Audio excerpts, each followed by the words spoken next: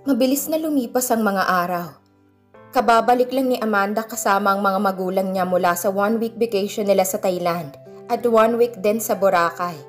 Sobrang nag-enjoy siya kasama ang ama at ina. Nagkaroon siya ng pagkakataong magmuni-muni habang nasa bakasyon sila. Life was too short para ubusin niya yun sa pag-i-emote. For instance, kung nagtanim siya ng sama ng loob sa ama, hindi sana sila nag-enjoy ng mama niya kasama nito. Sa araw na yun ay magaganap ang rodeo event sa club. Sumasagi sa isip niyang posibilidad na naroon na si Nico ng mga sandaling yon. Wala siyang alam dahil ngayon pa lang siya magre-report sa butik. Kasama niyang mga magulang niya sa panonood ng palabas. Bago sila umalis ay nagpalit na siya ng number. Kaya hindi na siya makakatanggap ng tawag mula kay Nico. Wala ring nababanggit si Jane tungkol sa binata tuwing nakakausap niya ito. Isang bahagi ng isip niyang gustong bigyan ng pagkakataon si Nico. After all, naging mabuti pa rin ito sa kanya, sa kabila ng lahat. Kung nagawa man siguro nitong maglihim, maaaring ayaw siya nitong masaktan. Tama. Baka ngayon pa lang sila mabibigyan ng pagkakataon na magkausap kung sakali at mabibigyang linaw na rin ng mga bagay-bagay. Siguradong sasali ito sa shows at challenges ng club. Hindi pa niya ito nakita ni minsan sa arena. Ni hindi rin siya nakatapak sa practice area ng mga ito. Curious siyang makita kung paano ito dumiskarte sa challenges. I didn't expect to find such a great crowd here today, dear. Komento ng kanyang ama nang papasok na sila sa arena. Nakaparada sa labas ng club ang inarkila nitong sasakyan na ginamit nila bilang service. Kapag ganoong may event ay hindi talaga pinapapasok ang mga sasakyan. People here love to watch the rodeo. I'm sure you will enjoy the show. I'm so excited. First time kong manood ng rodeo dito sa club, anak. Kahit sino ba'y pwedeng sumali? Tanong ng ina niya. Ako rin kaya ma, excited. First time ko rin kasi. Pero siguro katulad din yun ng mga nakikita kong rodeo nung bata pa ako. Dito nga lang ay puro club members ang kasali sa palabas. Ibig sabihin nandito yung Prince Charming. Hear that, Papa? Baling nito sa kanyang ama. We'll be seeing our future son-in-law. Finally! Mama, ano ba kayo? Sita niya rito. Baka nakalimutan yung hindi nga kami bati noon. Diba? Hindi ko pa siya nasusumbatan sa mga pagsisinungaling niya. Sumimangot siya kahit ang totoo ay excited siyang makita si Nico. Is he the same person who hurt our daughter? Sa tono ng papa niya ay halatang hindi nito gustong nalaman. I should meet him and check him out first. How dare he hurt my baby? Papa, don't be hard on him. Leave him to me. But let him enjoy the rodeo first, okay? Nakapwesto na sina Amanda sa isang bahagi ng arena. Malapit sa field kasama ang maiingay na manonood. Pero hindi pa nagsisimula ang show kaya naisip ni Amanda na sumaglit muna sa butik at makipagkamustahan kay Jane. Hindi pa niya na ibibigay rito ang pasalubong niya. Nang nakaraang araw lang sila dumating. Pagkatapos ay nagkayayaan nga sila na manood ng rodeo kinabukasan. Girl, kamusta ang bakasyon with your parents? Ang saya siguro, no? Ano nang susunod, Goodbye Philippines na nga ba? Pagkatapos makipagbeso sa kanya ay inusisa agad siya nito. Inaayos na ni Papa ang mga papeles. Hindi ko lang alam kung gaano katagal ang mga ganoon. Teka, bakit hindi mo sila sinamahang manood ng rodeo? Tudyo nito sa kanya. Kung iniisip mo na makikita mo siya rito, huwag kang mag-alala, wala siya. Ang sabi ni Cole ay may inaasikaso raw si Nico na bagong business sa Maynila. At hindi yun maiwan-iwan kaya wala siya sa rodeo ngayon. Nadismaya siya ng husto, pero hindi siya nagpahalata. Natigilan ka, untag ni Jane sa kanya. Huwag ka nang malungkot. I'm sure maganda ang rason niya kung bakit hanggang ngayon ay hindi ka pa rin niya nakakausap. Aside from the fact na nagpalit ka na ng number and you were out of reach, isipin mo na lang kung meron siyang nabanggit sa'yo nung in good terms pa kayo. Future plans, anything. Saglit siyang nag-isip. Naalala niya ang tungkol sa restaurant na gustong itayo ni Nico. Meron nga yata.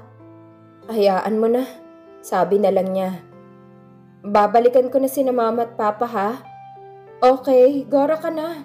Sisilip din ako mamaya roon. Hahanapin na lang kita. Nang makalabas ng butik ay tuluyan ang bumagsak ang mga luhang kanina pa niya pinipigil. Nadagdag pa roon ang alaala na sa mismong kinatatayuan niyang pinakaunang pagkakataon na nagkita sila ni Nico. Ipinilig niya ang kanyang ulo. at pilit na itinaboy ang naturang alaala. Kung pinupuntahan mo na lang kaya siya rito sa club lalaki ka, naghahanap ka lang yata ng rason eh.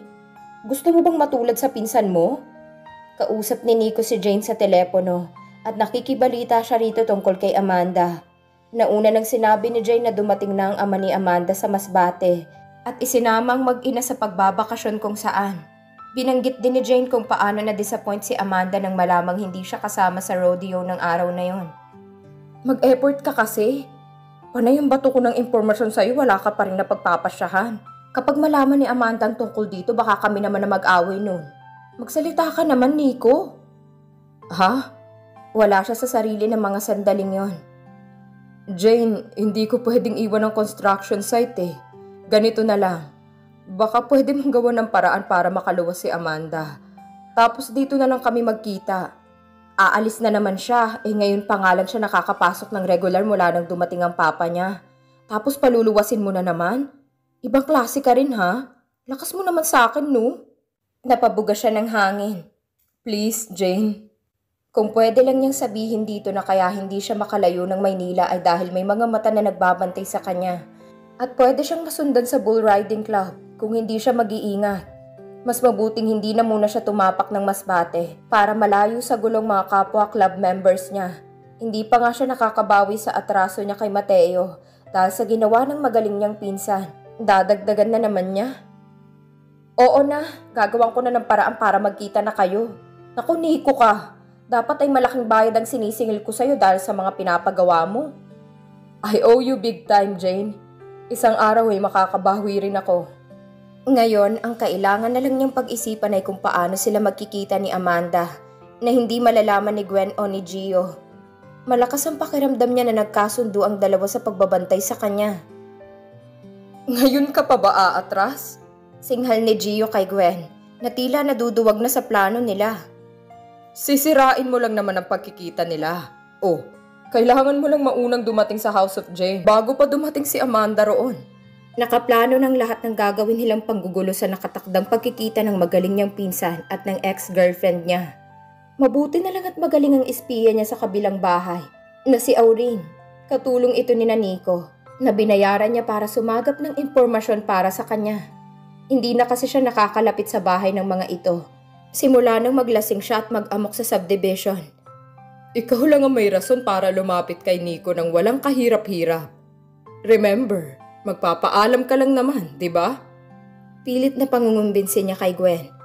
Kliyente ka rin ng House of Jane kaya hindi ka mahahalatahan ng mga nandun na ibang pakay mo. Ang ganda ng plano ko, Gwen, di ba? Matagal-tagal na rin siyang nagpipigil sa isang ito na kahit bi at heroin addict ay malaman naman. Ito mismong umamin sa kanya ng tungkol sa mga bagay na yon.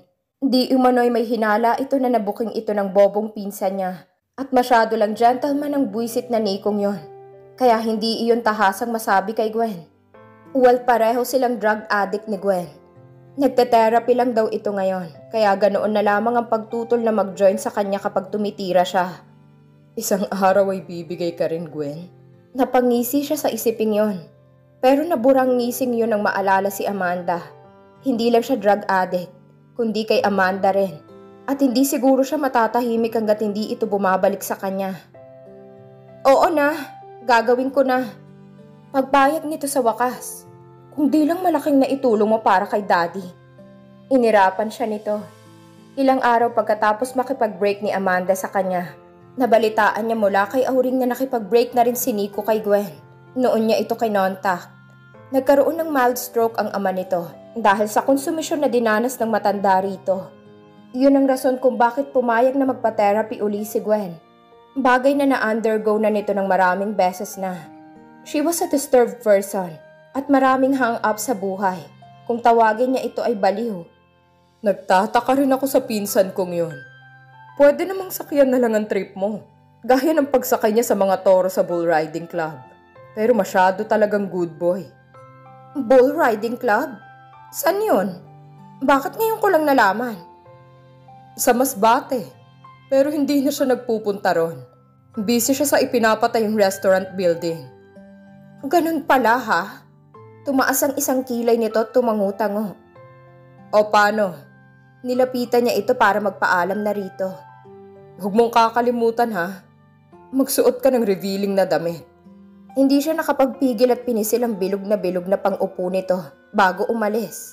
Narinig pa niyang nanggagalaiti si Gwen pero hindi na niya ito pinansin. Kapag natapos ang usapan nila, sisiguraduhin niyang matitikman niya ito. Pero bago yun, kailangan muna niyang matikman si Amanda.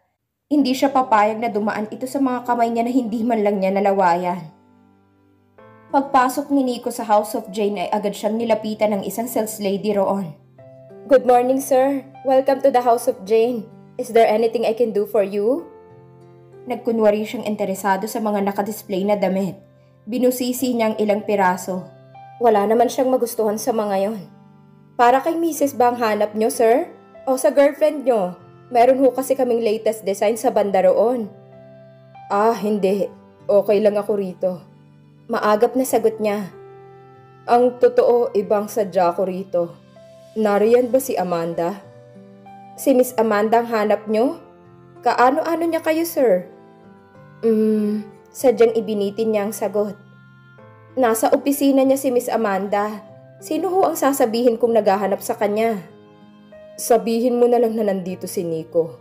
Wow, Nico ang pangalan niyo? Parang yung Nico's Travels? Oo, ganun na nga, miss.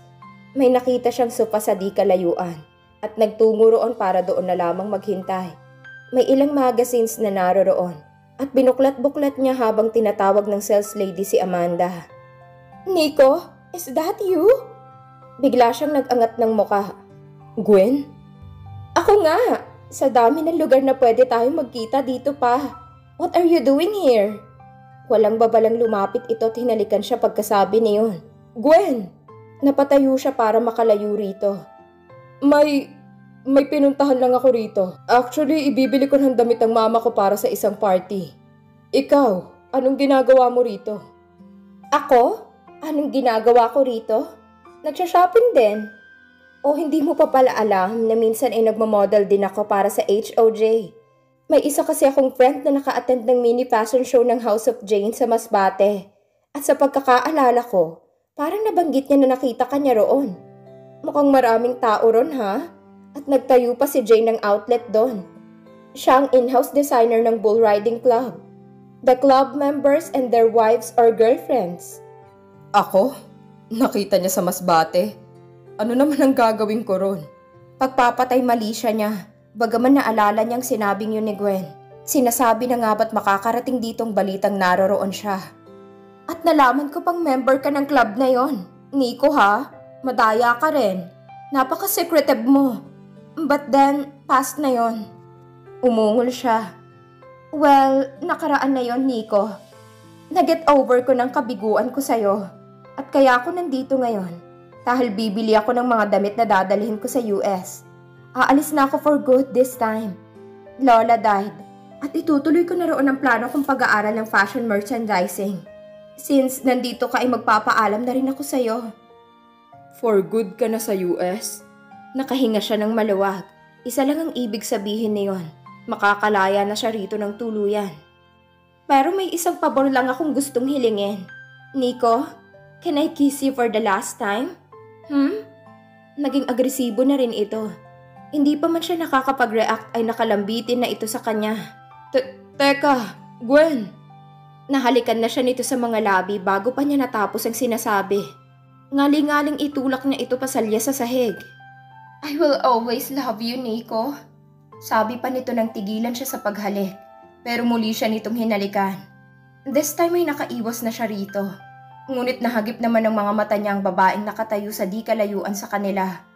Naitulak niya bigla si Gwen. Amanda! Bulalas niya. Sabay takbo patungo sa kinaroroonan nito. Matigas ang anyo ni Amanda. Lala, siya bang sinasabi mo naghahanap sa akin? Hindi ko siya kilala. Sa uulitin, huwag ka na basta-basta mag-entertain ng kung sino-sino naghahanap kuno sa akin. Mahirap na. Naglipa na ngayon ng mga taong manloloko. Tinalikuran na siya nito. Amanda, sandali! Magpapaliwanag ako.